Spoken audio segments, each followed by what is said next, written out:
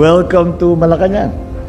I extend my congratulations sa lahat ng mga newly elected officers and board of directors of the Katipunan ng mga artistang Pilipino sa pelikula at telebisyon, ang ating mga idol.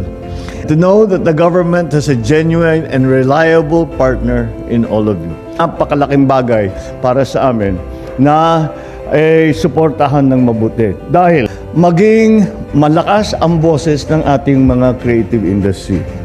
For the selling point for the Philippines, kilalang-kilala ng Pilipinas for many reasons. At kung sa creatives, palagay ko, hindi na natin kailangan na masyadong ipaliwanag na maraming mga award din na ng mga direktor sa mga international film festivals.